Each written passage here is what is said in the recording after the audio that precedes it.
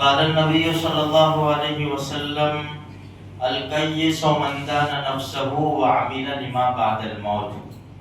نبی کریم صلی اللہ علیہ وسلم نے ارشاد فرمایا عقل مند وہ ہے جو اپنی زندگی کا حساب کرے اور مرنے کے بعد آنے والی زندگی کی تیاری کرے، عمل کرے۔ دیکھو میرے بھائیو، سیدھی اور صاف بات ہے، میں اور آپ جو زندگی گزار رہے ہیں اس طرح زندگی گزار رہے جیسے ہم کو مرنا ہی نہیں ہے۔ چھوٹا سا سفر کرنا ہو نا تو ہم اس کی تیاری کرتے ہیں۔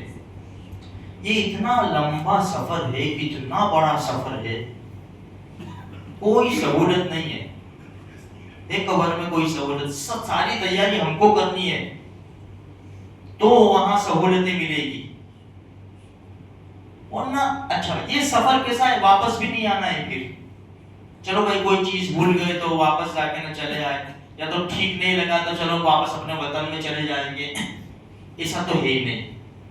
بس جنازہ اٹھا اور قبر کا جو سفر شروع ہوا نا وہ ہوا، وہ سیدھا آخرت میں ختم ہوگا۔ اب کتنے سال لگیں گے نہ مجھے معلوم ہے نہ آپ کو معلوم ہے، اس لیے ہمیں تھوڑا سیریس ہونے کی ضرورت ہے۔ دیکھو ہارون رشید اور بہلول رحمۃ اللہ علیہ کے واقعات مشہور ہیں۔ ہارون رشید یہ بھی بڑے اللہ والے تھے، تقریباً 50 سال بھی زندگی نہیں تھی ان کی اور دنیا سے پردہ فرمایا۔ ان کے زمانے میں تھے بہلول، مجذوب تھے۔ مجذوب کسے کہتے ہیں؟ جو کسی محبت میں کھینچ لیا گیا یا کسی کی محبت میں ایسا ڈوب جائے کہ اسے دنیا کی کوئی لالچ ہی نہ ہو۔ یہ اللہ کی محبت میں کھینچ لیے گئے تھے، اس لیے ان کو مجذوب کہتے، پیتے تھے۔ ہارون رشید کے دربار میں آنا جانا تھا، ہارون رشید نے اپنے دربانیوں سے کہہ دیا تھا کہ بہلول جب بھی آوے، جب ان کو آنے دو۔ ایک مرتبہ پھرتے پھرتے چلے گئے ہارون رشید کے پاس، تو ہارون رشید نے کچھ بات چیت کی اور تھوڑی سی مذاق کی۔ ہارون رشید نے ایک اسٹک تھی لکڑی ہارون رشید کے پاس، چھری، بہلول کو دے دی، بہلول یہ آپ کے پاس رکھو، اور آپ سے زیادہ بیوقوف کوئی ملے نا اس کو دے دینا۔ ہارون رشید نے بہلول کو کہا کہ آپ سے زیادہ کوئی بیوقوف ملے نا اس کو دے دینا۔ بہلول نے کہا ٹھیک ہے کوئی بات نہیں۔ بہلول رحمۃ اللہ علیہ نے وہ لکڑی رکھ لی اور اپنے گھر رکھ دی۔ زمانہ بیت گیا، برسوں گزر گئے، آنا جانا رہتا تھا۔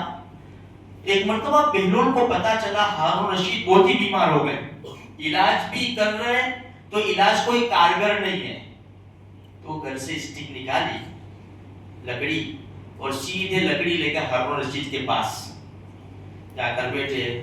بادشاہ سلامت کیسے ہو؟ کہا کہ ٹھیک نہیں ہے۔ تو اب بس آخرت کا سفر درپیش ہے۔ اچھا آپ آخرت کے سفر میں جاؤں گے تو واپس کب آؤں گے؟ بہلول کیا بیوقوف جیسی بات کرتے ہو، وہ یہ سفر میں کوئی جاتا ہے تو واپس آتا ہے؟ اچھا تو آپ نے کیا تیاری کی؟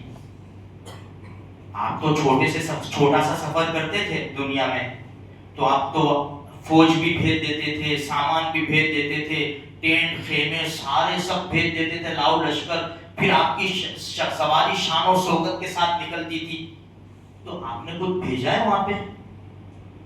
بہلول پھر بھی وقوف جیسی باتیں کرتے ہو، وہ یہ سامان کی ضرورت ہے وہاں پر؟ کچھ سوال کیے بہلول نے، پھر بادشاہ سے کہا کہ اچھا تو آپ نے کچھ بھی نہیں کیا؟ تو بادشاہ منہ دیکھتا ہے، تو ہارون رشید نے وہ لکڑی نکالی، کہا کہ بادشاہ سلامت آپ کی امانت برسوں سے میرے پاس تھی، آپ نے کہا تھا نا مجھ سے زیادہ بیوقوف یعنی تیرے سے زیادہ بیوقوف ملے اس کو دے دینا، بہت تلاش کیا مجھے آج تک نہیں ملا، لیکن آج مجھے پتا چلا کہ مجھ سے زیادہ بیوقوف آ گئے۔ لو یہ لکڑی، اتنا لمبا سفر درپیش ہے آپ کو اور آپ نے کوئی تیاری نہیں کی۔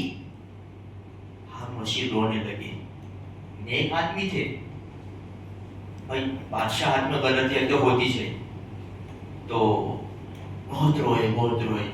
اور کہنے لگے کہ بہلول آج تک تو ہم آپ کو بیوقوف سمجھتے تھے، لیکن آپ تو بڑے دانا نکلے، بیوقوفی تو ہم نے ہی کی ہے۔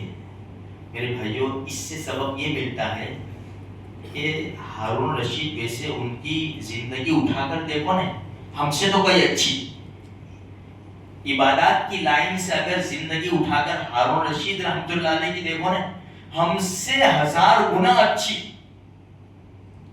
تو پھر میں نے اور آپ نے کیا تیاری کی؟ تو ہم بھی بیوقوفی ہے نا، ہم کیسی زندگی گزارتے ہیں جیسے مرنا ہی نہیں ہے۔ ہم جنازہ بھی اٹھا کر لے کے جاتے ہیں نا، ڈال دیتے ہیں نا قبرستان میں، تو اپنے کیا سمجھتے ہیں؟ وہ موت کا مسئلہ تو اس کے ساتھ، میں تو ابھی زندہ ہوں۔ یہ ہماری سوچ ہے۔ ہم یہ نہیں سوچتے مینا خلقناکم، آج میں نے پڑھا اس کے اوپر، میرا ٹائم کب آئے گا کیا خبر ہے؟ کوئی گارنٹی تو ہے ہی نہیں۔ مرنا تو یقینی ہے، نہ مجھے معلوم نہ آپ کو معلوم کہ 1 گھنٹے کے بعد کیا ہوگا، کہ 1 دن کے بعد، ہفتے کے بعد کیا ہوگا۔ میرے بھائیوں، تو اگر پھر بھی تیاری ہم نہ کریں آخرت کی، تو ہم سے زیادہ بیوقوف کون؟ اس لیے تھوڑی سی فکر کرو، نمازوں کی پابندی کرو بھائی۔ دیکھو لمبی راتیں ہیں، جلدی سو جایا کرو، تہجد میں اٹھا کرو، بہت بڑی نعمت ہے۔ دیکھو یہ تہجد کی 2 رکعت بہت بڑی دولت ہے، اللہ سب کو نہیں دیتا۔ اگر اٹھنے کا خطرہ نہیں ہے تو رات کو جب سونے لگو نا، جب پڑھ لو، جب بھی تم کو نہیں پڑھنی نا تو عشاء کی نماز مت پڑھ لو 2-4 رکعت، لیکن کوشش کرو جو ثواب تہجد کا اس وقت ملتا ہے، سناٹا چھایا ہوا ہو، لوگ بڑے سو رہے ہو اور تم رب کے سامنے اٹھ جاؤ، اللہ اکبر، ایسا مزہ ہے۔ ساری دنیا سو رہی ہے، پورا ملک سو رہا ہے، اور چند اللہ والے ہیں جو مانگ رہے ہیں، رو رہے ہیں۔ اللہ امت کے حال پر رحم فرما، اللہ فلسطین کے مظلوموں پر رحم فرما، اللہ ہماری مسجدیں، ہمارے بچے، ہماری بیٹیاں، یہ آہیں نکلتی ہے رات کو، لیکن بہت کم ہے میرے بھائیوں۔ اللہ جوانوں کو چاہتا ہے۔ دیکھو یہ جوانوں کی جب آہ نکلے گی نا، انشاءاللہ ایسا پلٹاؤ آئے گا نا امت کے اندر، کہ جیسے مدینہ منورہ کی گلیوں میں ہم پھر رہے۔